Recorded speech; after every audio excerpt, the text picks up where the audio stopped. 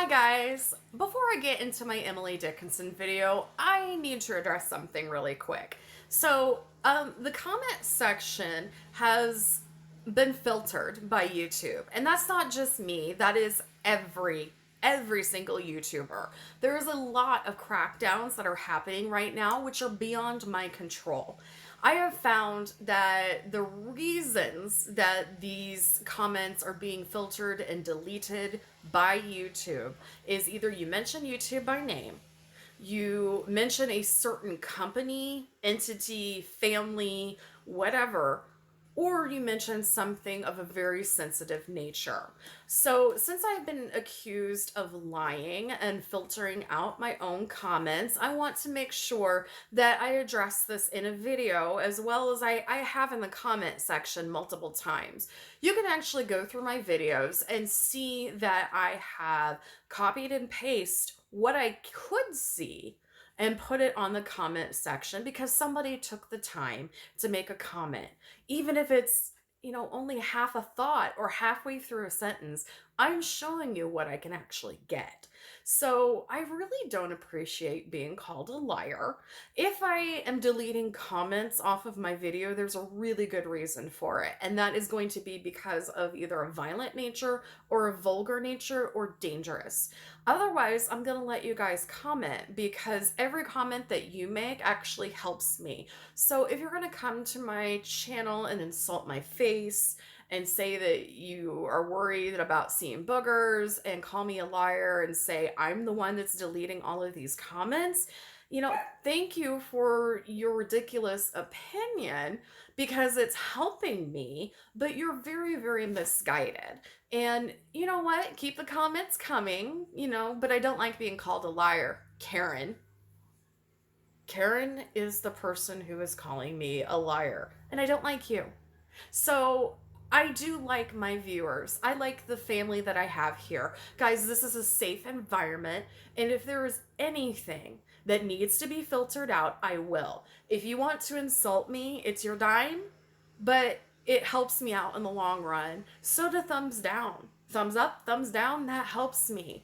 It helps my algorithm. So I am not deleting comments off of Facebook or out of I'm not deleting comments off of YouTube. YouTube is filtering things off. And if you have a problem with that, you need to contact YouTube. I am not in charge of YouTube. Otherwise, I wouldn't be doing this right now.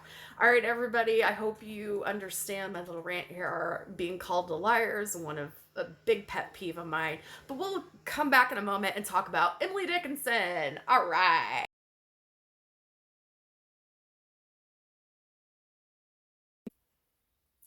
Hi everybody, welcome back to my channel. Thank you so much for clicking on this video today. If this is your first time here, welcome. Please think about sticking around, liking, commenting, and subscribing. Please do that not just for myself, but for everybody else who is a tiny YouTube channel, and you're also needing to support your small businesses and your friends that are hustling out there. Guys, this is an easy and free way to help out not just myself, other YouTubers, but other small businesses as well. So please take about 30 seconds out of your day and do that. Go ahead, hit that like button, hit that subscribe button, and leave me a comment. All right, guys. So today we are going to be talking about Emily Dickinson. Is she a queer icon? No matter what, she definitely is a pioneer in not only poetry, but in writing in general.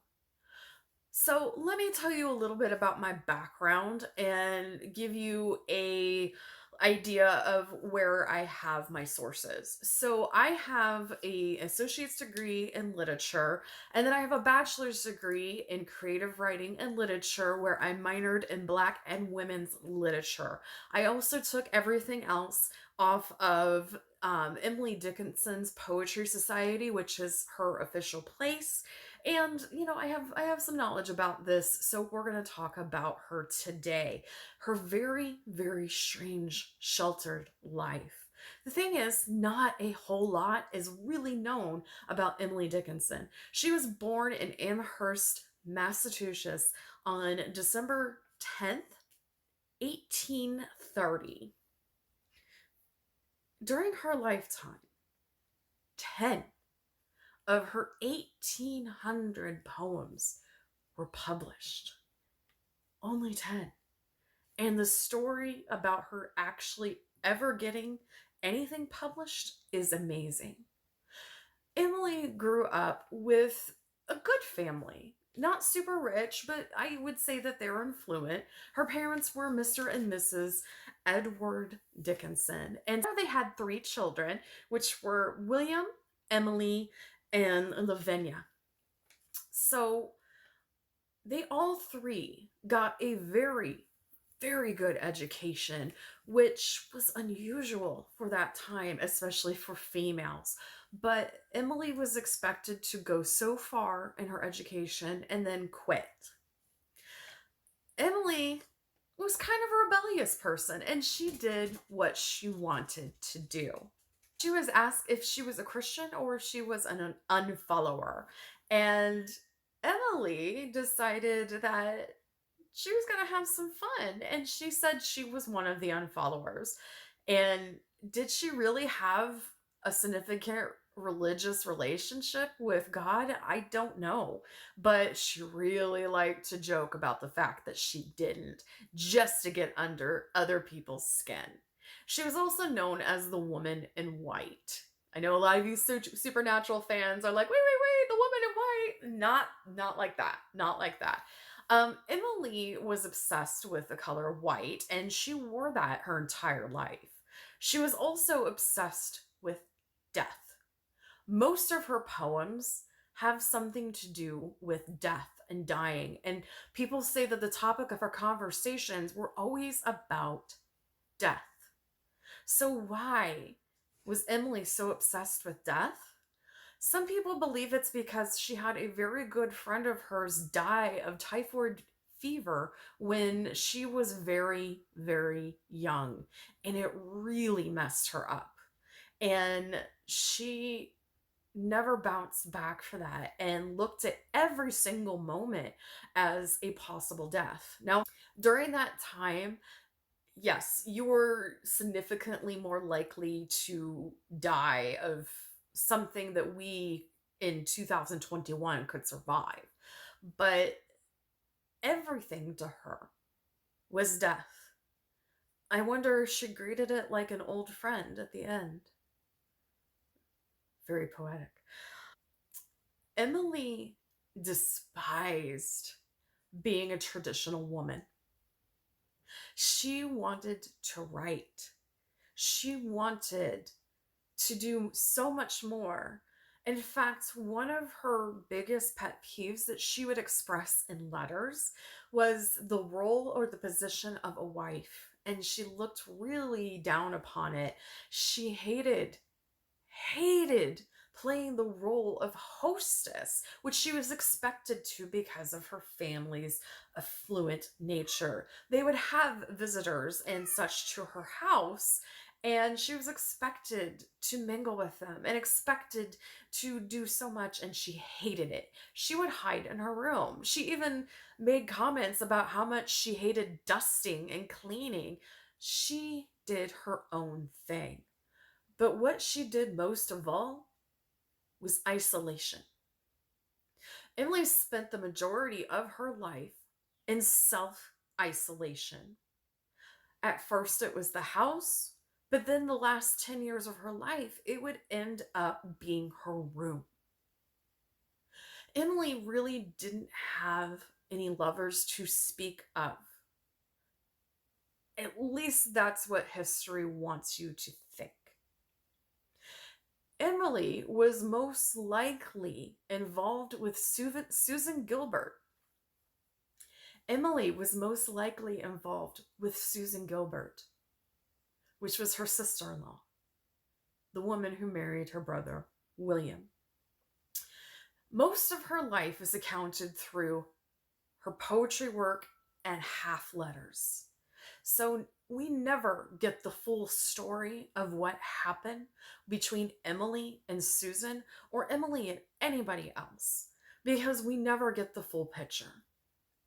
But it is highly, highly indicated that there was a romantic relationship between Susan and Emily, even if it was just through letters. No one knows for sure if they ever consummated their relationship or had a chance to do so, even though Susan lived next door to them.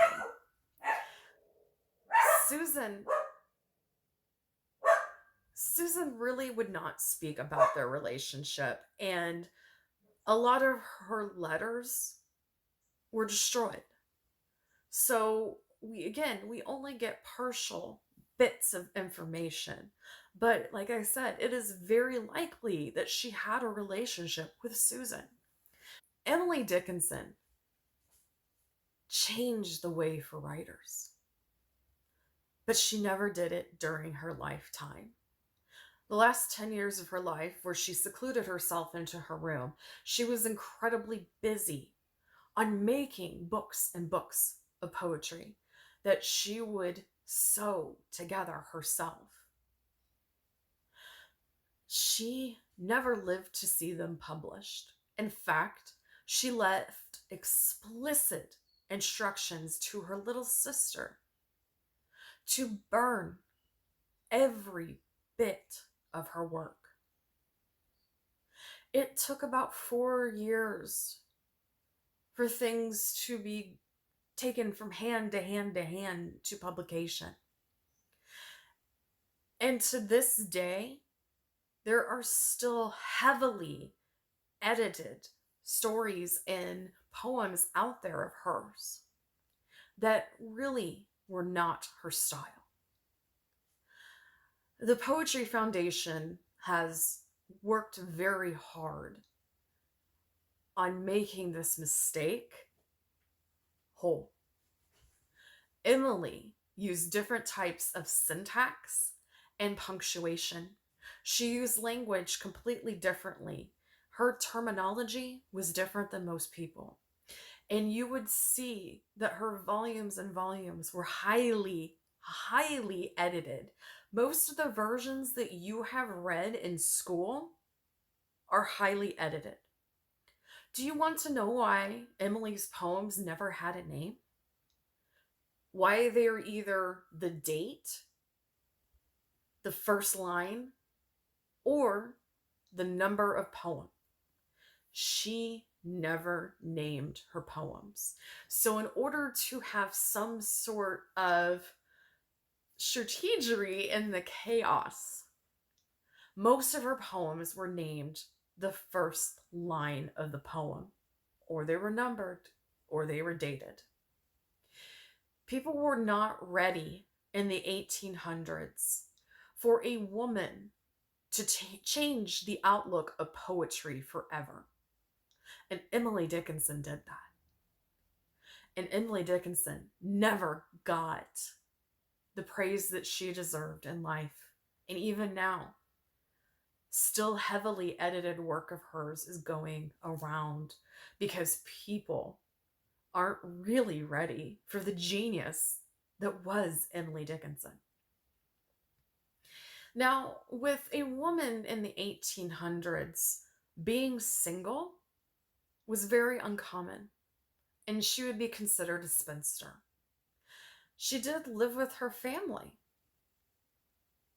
but there were horrible, disgusting, vile rumors that have gone on about Emily Dickinson that people have grossly made up. I want to address at least one of those now.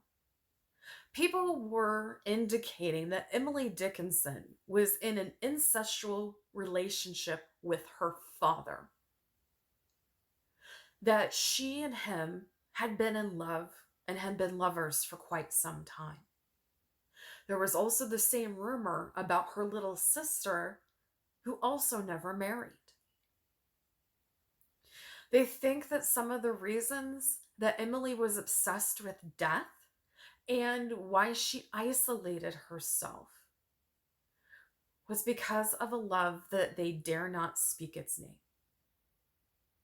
That phrase was used by Emily Dickinson, but that was in reference to Susan, not to her father.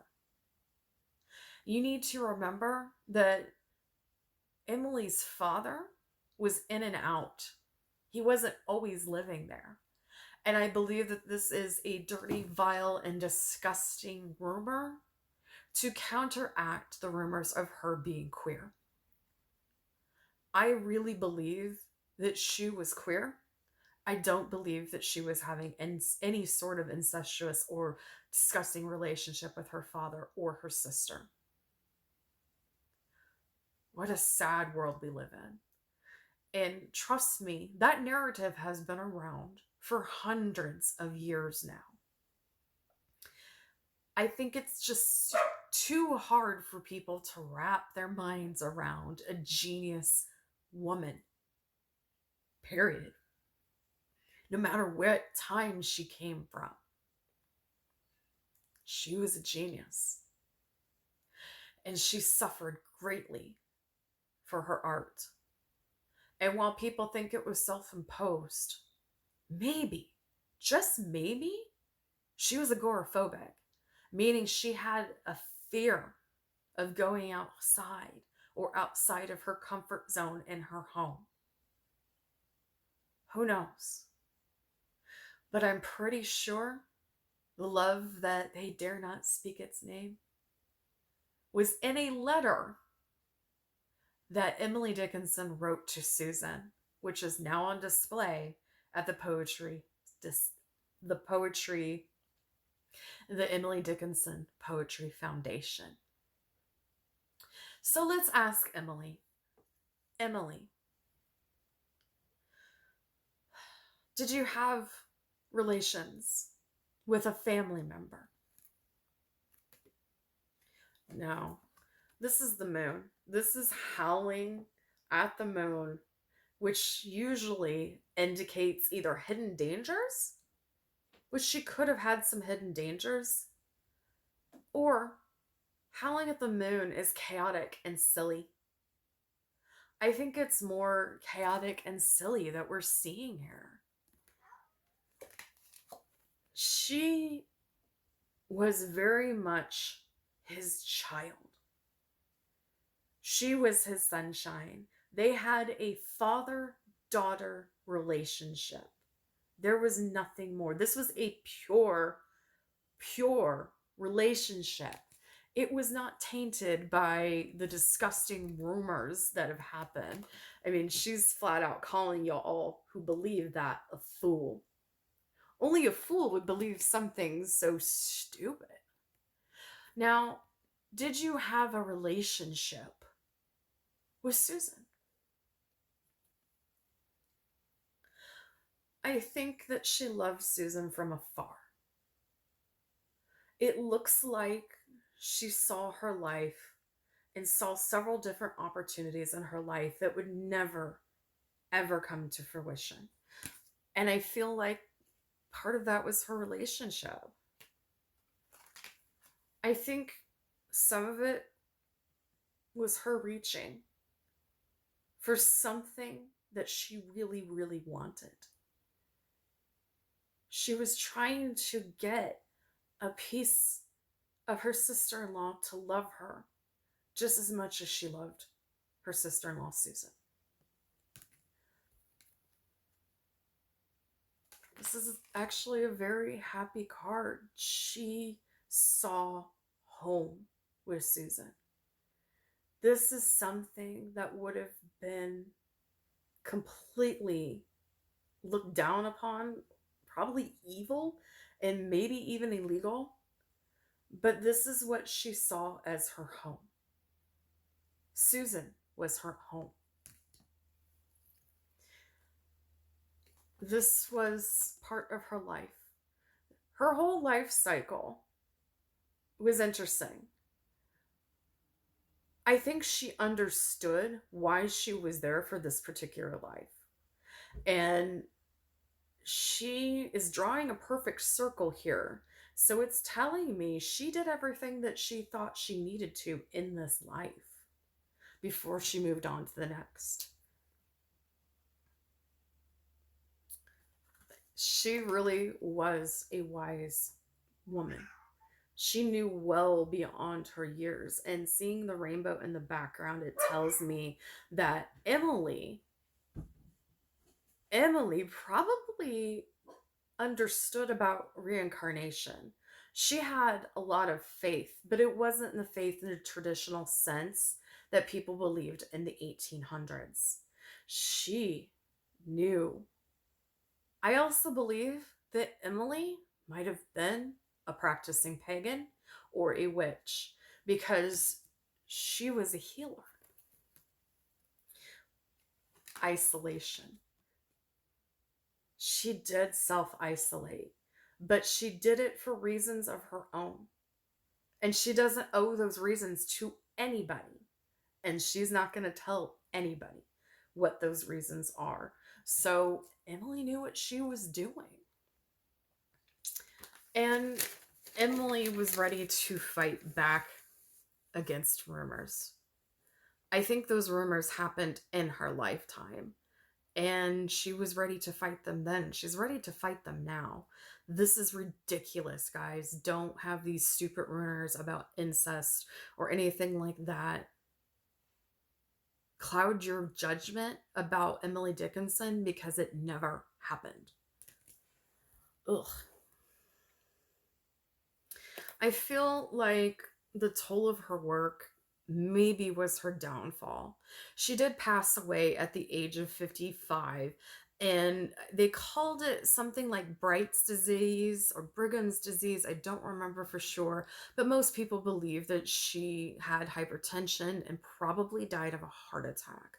She died under the weight of her own genius. I don't think that she would have been able to write like this in any other time period. And the self isolation was part of the process, and it had to be done. And I understand why she wanted everything burned. I do. I feel like